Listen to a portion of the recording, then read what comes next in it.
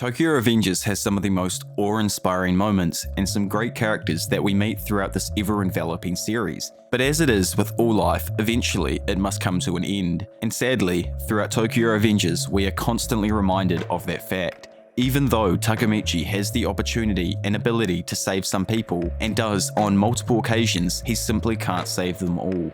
In this video, we are going to go over each character of the Tokyo Revengers that is confirmed to have passed away and in no possible way can be saved by Takemichi and his time-leaping ability. So watch out, as there is obviously going to be some massive spoilers. Quickly though, before we get into the video, if you are new around here and want to keep up to date with the latest Tokyo Revengers and other anime content, then make sure to hit that subscribe button and also be sure to leave a like on the video as well, as it really helps out with the algorithm and pushes my stuff to a bunch of new amazing people. But enough of that, let's get into each of the permanent deaths that happen throughout the Tokyo Revengers series.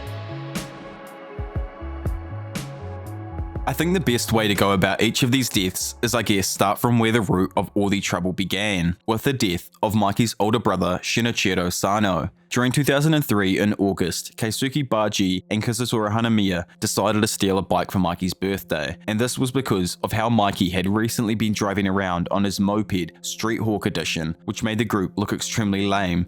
Mikey ended up trashing the bike and beating up a bunch of other delinquents who were trying to fight Baji while he was protecting it. This is where it brings us to Baji and Kazutora, who decide to break into a motorcycle shop so that they could steal Mikey's dream Suzuki CB250T. Sadly, after the young Kazutora breaks into the shop with Baji, they get spotted by Shinichiro Sato, who, as I've said, is the older brother of Mikey and is also the leader of the first generation Black Dragons. Shinichiro notices Baji and tells him that this is his bike shop and asks him why he is here. While this is happening, Kazutora, who had snuck off, hadn't realized that they were technically safe and had completely mistaken whose shop they were robbing. And as Shinichiro is talking to Baji, Kazutora runs up behind him and smacks him over the back of the head with the bolt cutters he'd used to cut the chain on the bike previously. Sadly, Baji had realized at the last second what was about to happen and screamed out for Kazutora to stop, but it was too late. Shinichiro Sato suffered a fatal wound to the back of the head and lay on the floor, slowly losing life. Hearing the sound of police sirens outside, Kazutora realizes that he's messed up and completely loses it. He starts to break down mentally and even thinks that he has to kill Mikey now to fix everything, spiking the start of later events in the series. Though, this here on the 14th of August 2003 is the first permanent death of the Tokyo Revengers story. Moving on, these later events that are sparked happen after 2 years and sadly result in probably one of the craziest deaths in the entire series. This is the death of Kazuki Baji, best friend of Kazutora, the former leader of Toman's first division, and a founding member of the Tokyo Manji gang. After leaving Toman under the ruse of joining the new Valhalla gang, it is revealed through Shifuyu, the vice president of Division 1, that Baji has actually left Toman to try and save Kazutora and figure out whether or not Kisaki Teter is truly trying to corrupt Mikey. During the Valhalla vs Toman fight, Baji gets stabbed by Kazutora, and after fighting off a bunch of Valhalla's fodder delinquents, he collapses. It turned out that Kazutora, after realizing that Baji hadn't ever truly left Toman and that it was all technically a ruse to try and save him, had stabbed him out of rage. To Takemichi's demise, everything was playing out like Kisaki had wanted, and it looked as though Mikey was going to kill Kazutora, just like he had in the original timeline, when suddenly, to the utter surprise of both Takemichi and Shifuyu, Baji stood back up and said to Mikey, "You got mad? Just for me? Thanks, man." Baji then, like a complete badass, walks towards Mikey with blood just pouring off him and talks about how he ain't gonna die and that this wound ain't gonna kill him. He then flicks out his knife and turns it on himself, thrusting it straight into his own gut, and with blood running out of his mouth, says to Kazutora, "You are not gonna kill me." Baji collapses and bleeds out in the hands of Shifuyu with some lovely final words, thanking him for everything, and through Takemichi's determination, he gets Baji's last words through to the rage-enthralled Mikey, and Kazutora is saved from death because of this, averting the dark timeline and defeating Kisaki's plans once again. The next permanent death in the series takes place over 100 chapters after the last, and is probably, in my own opinion, the saddest in the entire series, or so far at least, as it involves the beloved sister of Sano Manjiro. This is the death of Emma Sano. Her death comes about after Kisaki realizes that at every single turn, Takemichi has constantly been there to stop him, so he reverts to the worst possible idea as he is backed into a corner. With the help of Emma's half-brother Izana, Kisaki set up someone who would take the fall for her death and set out on a motorbike to kill her himself.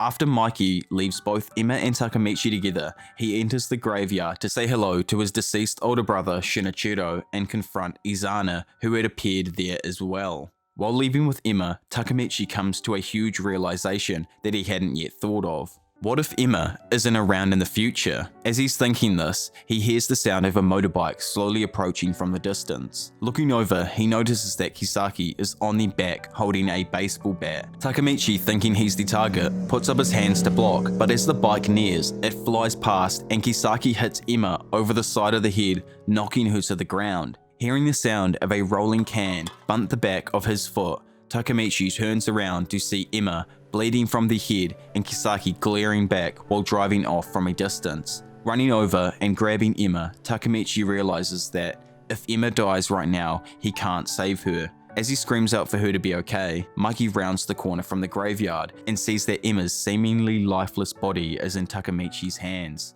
Mikey immediately picks up Emma and puts her on his back, after being completely stunned by the situation at hand as he's telling Emma about the earlier times in their life. While he is doing this, Emma says to Mikey, "Please tell Draken, I love you, Draken. Tell him that." And with tears in her eyes and a smile on her face, asks Takemichi to please take care of Mikey. Emma then passes away on the back of her older brother, sending him into a spiral of utter despair.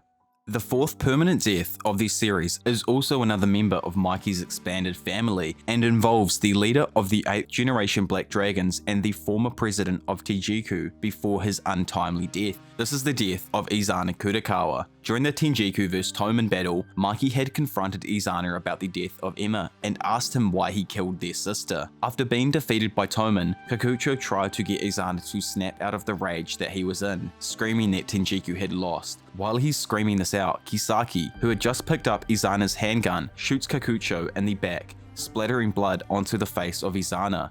Kikucho, while coughing up blood, turns around and charges at Kisaki, who is about to unload the entire clip into Kikucho when out of nowhere, to the utter surprise of every single person there, Izana grabs Kikucho and throws him out of the way, in a similar way to Baji dying so that someone else wouldn't have to. As he pushes Kikucho out of the way, Kisaki shoots 3 shots which all directly hit Izana's chest and stomach. Kisaki, who hadn't realized that Izana had jumped in the way before he shot, is left in shock at the sight that he just shot Izana. Izana says to Kikucho that his body just moved on its own and tells Mikey the truth about how he technically isn't even related to Mikey, Shinichiro and Emma, as he met his apparent mother, who turned out to be just some woman who had taken care of him after his father had died. As Izana lay there on the ground bleeding out, he asked Mikey, "So, you wanted to save me?" before saying, "There is no way to save me, right?" Realizing the uncomparable weight of the situation he was in and the reality that his death was approaching faster than he wanted, Izana then struggles to get out his last words, and with a whisper, he says, "Right, Emma?" He then passed away. Moving on from the surprising death of Izana, this next permanent death here is probably, and I think obviously, the most important death of the series so far. This here is the death of the main antagonist of Tokyo Revengers and the mastermind behind all future outcomes, the death of Kisaki Teter. Instantly, after shooting and killing Izana, Kisaki is picked up by Hanma and thrown onto the back of the bike as they both speed off to escape, but Takemichi hops on the back of Draken's bike and gives chase. Because Kisaki was being super impatient, he made Hanma crash and slide his bike along the ground. Takemichi and Draken arrive to confront Kisaki, but as they go to grab him, he runs off. Draken helps Takemichi chase down Kisaki again because of the bullet wound Takemichi had suffered to the foot, stopping him from being able to run properly. Eventually, after a few more difficulties, Takemichi is finally able to track down Kisaki, and they go into an all-out fist fight. After an extremely close fight where the two brawl on the ground, Takemichi has his first ever future sight as he sees a future in which Kisaki asks Hina to marry him, but she ends up rejecting him. This in turn gives us as readers the reasoning for why Kisaki wanted to kill Hina, that being, she rejected him, a simple but extremely human emotion. Kisaki then pulls the same gun on Takemichi that he used to kill Izana not that long ago. But when Kisaki is about to pull the trigger, Takemichi does something that was completely unexpected and, like Mikey, does an insanely quick straight up kick that sends the gun flying out of Kisaki's hand before he could even pull the trigger. After the gun falls to the ground, Takemichi picks it back up and aims it at the main antagonist of the series. Takemichi contemplates shooting and killing Kisaki as it would solve all the issues and save Hina. But before he shoots, both Hina and Mikey show up and Takemichi turns his head to see them. This gives Kisaki the time to quickly run off to escape getting caught. Though he shouldn't have done this, as Takemichi chases him down, he finds and catches him standing in the middle of a road crossing. As Kisaki turns his head to say to Takemichi, "You still think I'm a time leaper?"